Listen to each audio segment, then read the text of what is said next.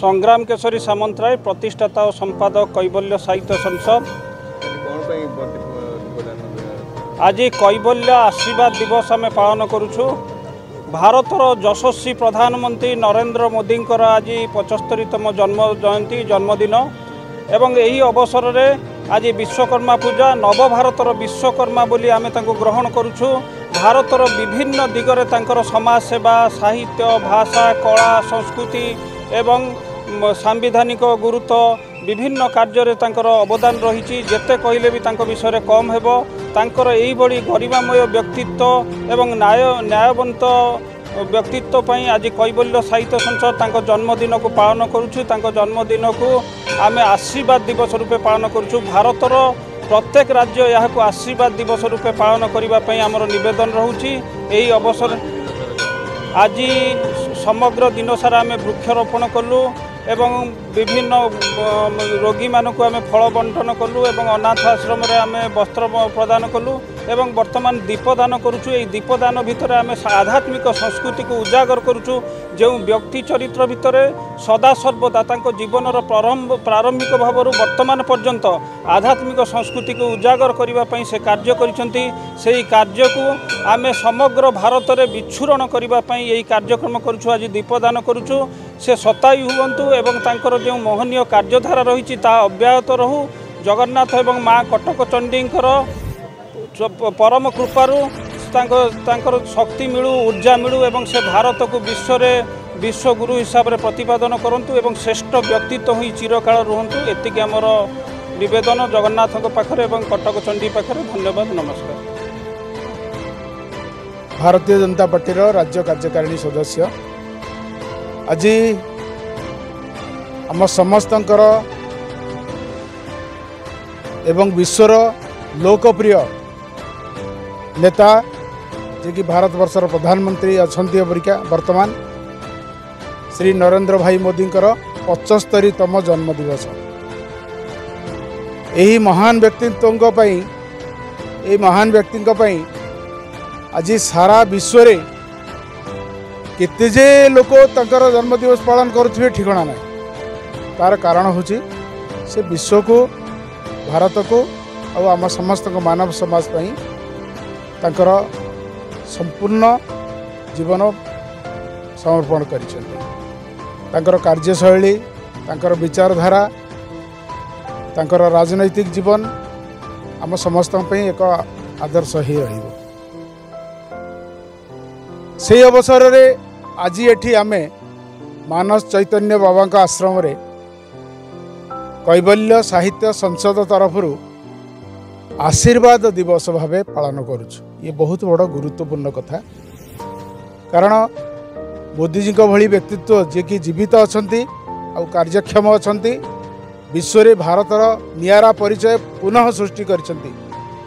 भारत को विश्वगुरु मानिबा को विश्व अबिका बाध्य होगा जाउची यही परिचय नरेंद्र मोदी जी देले। तेणु तांकरी आशीर्वाद 145 कोटी भारतवासी उपरे रहू। समग्र मुक्तिकामी मानव समाज उपरे रहू। से कैवल्य साहित्य संसद आह्वान करुच्ची समस्त को आज नरेंद्र मोदी जी का जन्मदिवस को आशीर्वाद दिवस भाव समस्ते पालन करंतु। विश्व रे एई भली संत मानकर एई भली साधु व्यक्तित्वंकर आशीर्वाद सदा समाज पर पड़ू। आ साधु व्यक्ति अहरह निर्माण हुंतु। कारण मोदी तो अच्छा है लेकिन हमारे गांव का मोदी कौन है, शहर का मोदी कौन है, गली का मोदी कौन है। हर गली हर गांव हर शहर में मोदी जैसा व्यक्तित्व आना चाहिए, नेतृत्व लेना चाहिए देश के लिए। सही कारण आमर आशीर्वाद मोदी ठारू आम कामना करुचु। आसंतु समस्ते मोदी जी जन्म दिवस को कैवल्य साहित्य संसद अनुकूल्य डॉक्टर संग्राम सामंतराय जो विचार रखिंट से विचार को आगू को नहीं आशीर्वाद दिवस भाव समस्त पालन करवा। धन्यवाद। मानस चैतन्य महाराज अध्यक्ष धवलेश्वर सारस्वत आश्रम आज ये आश्रम रे पालित होउची आमर विश्व विजयी वरपुत्र ଭାରତର ଯଶସ୍वी प्रधानमंत्री श्रीजुक्त नरेंद्र मोदींकर जन्मदिन। ई जन्मदिन रे आमे माने तांकर स्मृतिचारण करने संगे संगे वर्तमान सांप्रतिक परिस्थिति रे से केमती विश्वर विभिन्न विरोधी मानकर सम्मुखीन होउची भारतवर्ष एवं प्रधानमंत्री नरेंद्र मोदी से कथा को लक्ष्य करिबा।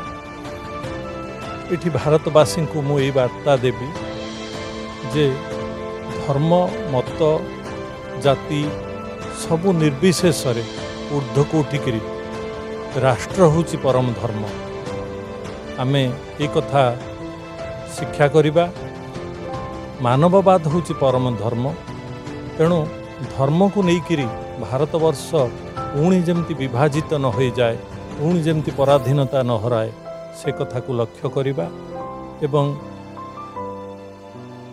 धर्म मत निर्विशेष रे ऊर्ध्व को उठिकरी जो भारतवर्षर संविधान रे आमर पूर्व सूरी माने जो धर्म निरपेक्षता शब्द को पुरैचंती सेथिरे उद्बुद्ध होबा आउ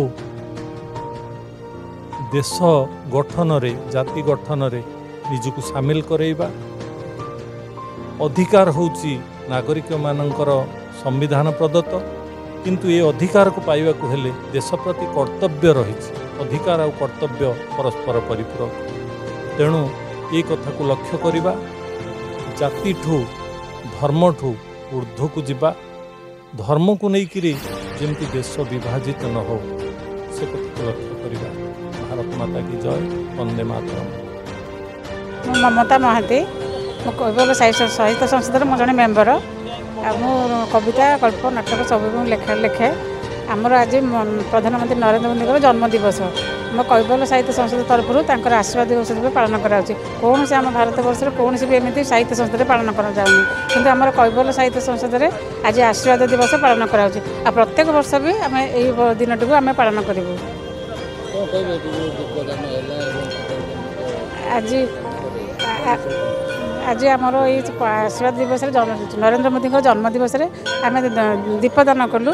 तेणु आमर जन्मदिन टी खूब खूब आनंदर सहित पालन करूँ। सब वर्ष भी एमती पालन करूँ। साहित्य कैबल्य साहित्य संसद तरफ कैबल्य साहित्य आज्ञा संग्राम आज्ञा कैबल्य साहित्य संसद प्रतिष्ठाता संग्राम सामंतरा सी आमर प्रत्येक पर्व पालन करती। आबे भी नरेंद्र मोदी जन्मदिन भी पालन करा सब वर्ष भी पालन करा। तेणु सी आमर ये साहित्य को बजाय रखिंट कैबल्य साहित्य संसद को प्रत्येक कोण अनुकोण से समस्त डाकिकी संबर्धना कराऊँ। प्रतिभा मानक सामना को आणुंट। तेणु संग्राम बाबू को बहुत बहुत धन्यवाद। से प्रोग्राम टी आगू आणुंट। ये भी माँ कटोचंडी आशीर्वाद दिन को दिन आहरी आगू बढ़ी चलू। तेणु एति